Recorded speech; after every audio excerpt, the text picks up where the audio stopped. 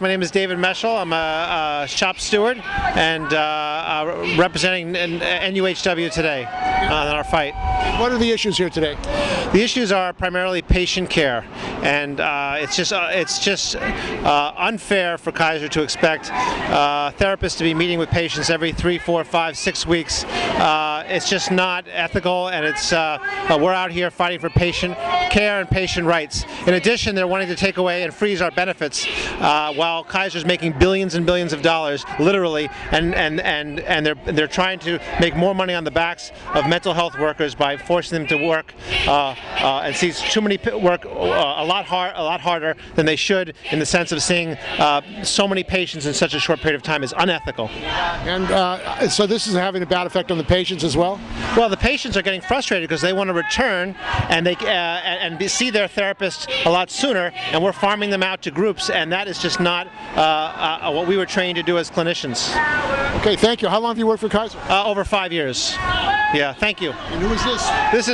This is someone who gets Kaiser benefits, but the very benefits that they're threatening to take away, and so it's hurting our young children. So we have our children out here to show and put faces to what they're doing to us. My name's Lindsay Hutchins. I'm a licensed clinical social worker at the Chemical Dependency Unit, and I've been working at Kaiser for 14 years at the end of March.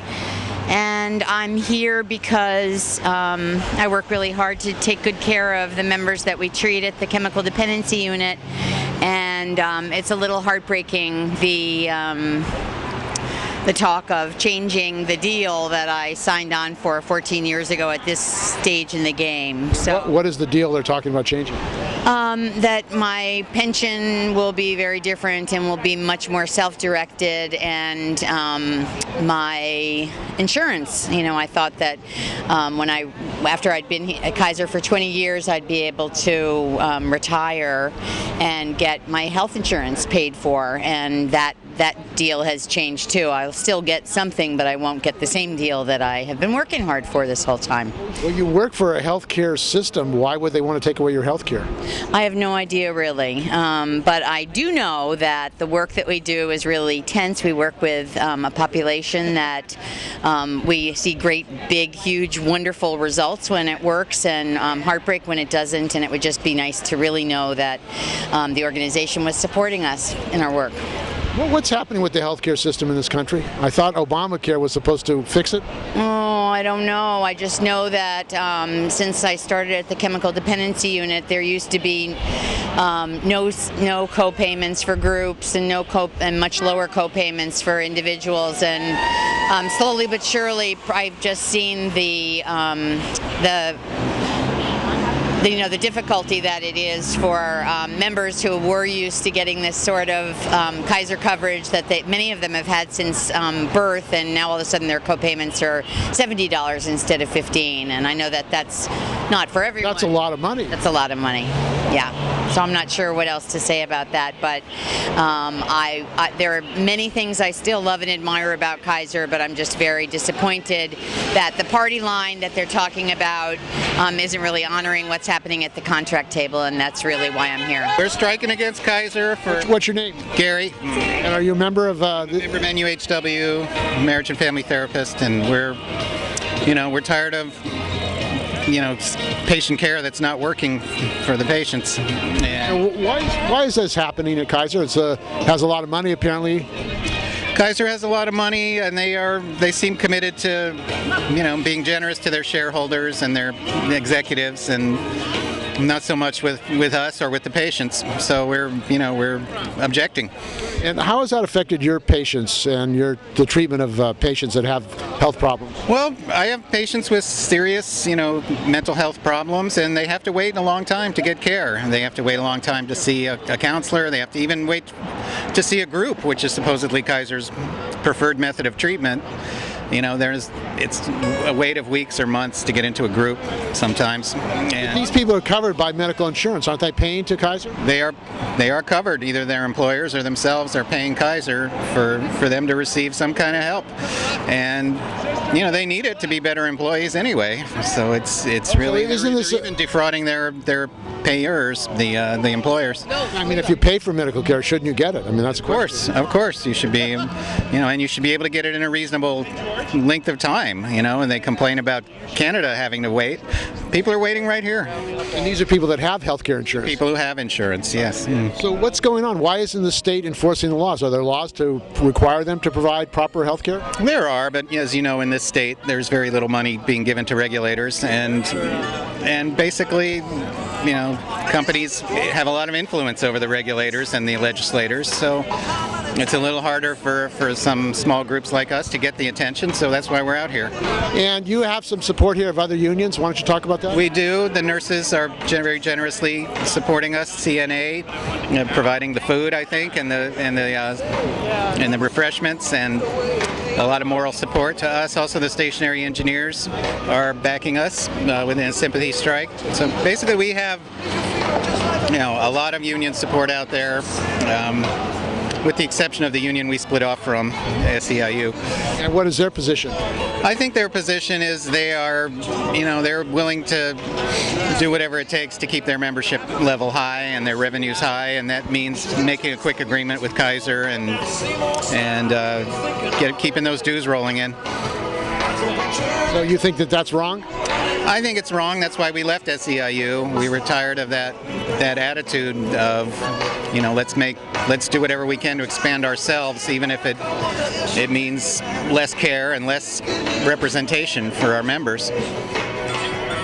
Okay, what's going to happen if they continue to play hardball, refuse to negotiate with you? Well, it seems that CNA, the Nurses Association that we're striking with here, they went out 7 strikes, about 10 years ago, and Kaiser finally realized that they were not to be trifled with, and so we're going to be out here as much as we need to show them that we're not interested in settling for poor patient care and a loss of benefits when they're not coming to the table willing to sacrifice for their shareholders or their executives.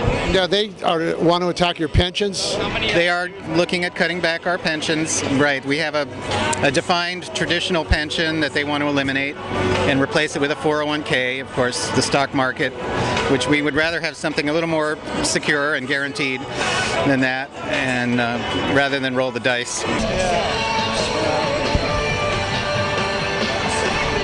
What does this mean? Failure to thrive. Huh? What does this mean? Failure to thrive. Kaiser has a campaign that that their members and Kaiser should thrive, and exactly by not giving us a contract and trying to make cuts, as their staff members, that's not encouraging thriving. You know what I mean? They have a whole theme about thriving. It's their what do you call it? Their signature to thrive. So you're saying that the case is the failure? Exactly. What's your name? Dolores. And what department? Department of Medicine. Yeah. Thank you. Okay. I'm a psychologist, by the way. I'm a psychologist, so it's even more important to me that people understand that, the quality of life that we live, for Kaiser to be making cuts for benefits that we've had for years and years and years, it's incomprehensible, especially related to our health benefits. My name's Jamise Lee. I work on Force Center as an RN, and I'm here because I really don't believe that we should take any benefits away for the people who need them the most. And I know that it starts with the psychiatry and the optometry people, and then it's going to work its way up, and it's basically corporate greed, them trying to get a hold of try to get as much money as they can without taking anything away from themselves. If they want to stress that Kaiser's not doing so well, then they should take it out of their own pockets to start off with. Show them that they're willing to lose their own benefits versus us losing benefits. What exactly are they trying to take away from people? They're trying to take away health benefits, part-time workers who barely make any money as it is. They're going to lose their spousal benefits. They're trying to take away their increase their copay. And if you're a part-time worker, you're not making that much money to start off with. $20 is a lot of money for an office visit, you know. So, yeah. These are people who work for a healthcare system. Work for a healthcare system, exactly. So, yeah, I know that everybody's losing money right now, and you know, I agree that we should be helping out the company. But if your company is making a profit, then I don't see us suffering in any way. You talk about why you're on here today, so you're dancing. Well, we work very hard as mental health workers, and Kaiser is threatening to take our very precious pensions away and huge reductions in our retiree health care benefits. And Kaiser, as you know, is making enormous profits, and we just hope that they will see the light. And why would they try to take away your own benefits when you're, you know, for health care, for example, make people pay for health care when they're working for a healthcare system? That's an excellent question. I think you just answered it.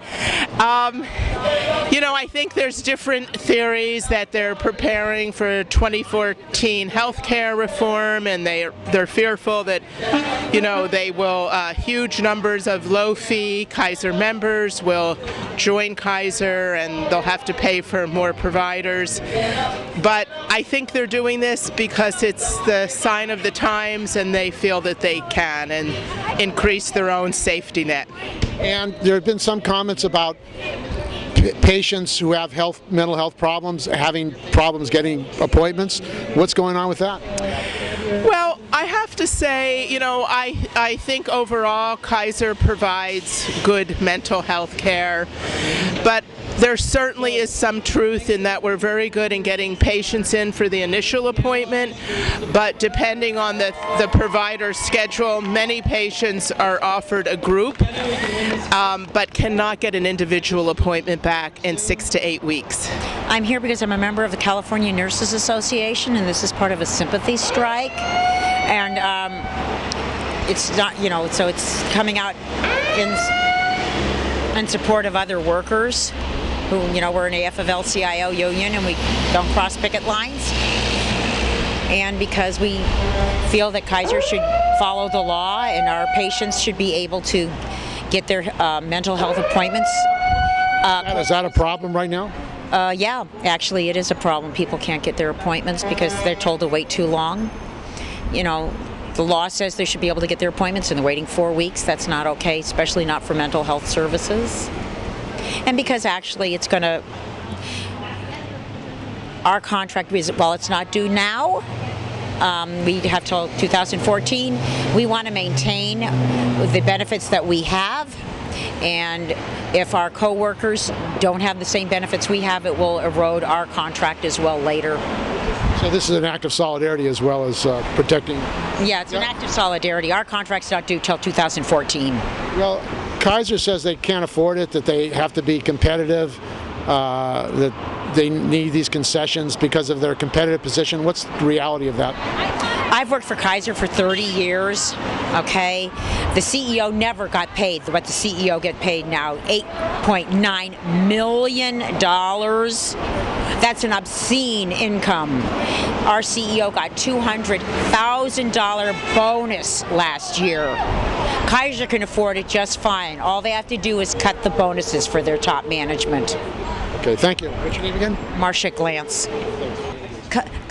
Kaiser used to consider itself primarily a health maintenance organization, not an insurance company. And we are told now that Kaiser is an insurance company and it's competing with other insurance companies. That's why the CEO gets paid like all the other insurance company CEOs. When I started at Kaiser working here, the economics were totally different. Do you think there's going to be more labor struggles going on in Kaiser and other healthcare systems? You know, I don't know. I really don't know. I think they want to get everything they can out now before, assuming we get Obamacare, which wasn't even that powerful. They want to position themselves because there's all these things that they're mandated that they have to cover. So they want to position themselves, I guess, so they can get the maximum amount of money now, figuring they won't have to whittle back. I'm George Wong. I'm a SEIU UHW union member. I'm a pharmacy technician in the inpatient pharmacy at Kaiser San Francisco Medical Center. And what's happening here today? We're joining NUHW, National Union of Healthcare Workers, in the sympathy strike. And we're supporting them because the employer has put excessive benefit takeaways that affect retiree health and pensions and health plans on the table. And everybody really knows, the other unions really knows, that we're next on the chopping block. So we're here to support them and asking Kaiser to take those takeaways off the table. Now, the stationary engineers, Local 39, are out here too as well, and the CNA. Why are they supporting you? Well, you know, the stationary engineers, they're also going to be on the chopping block as well. Kaiser's going to use this opportunity to do the takeaways in our October 2012 contract. We pretty much already know that SEIU is going to vote yes on those, which is disappointing.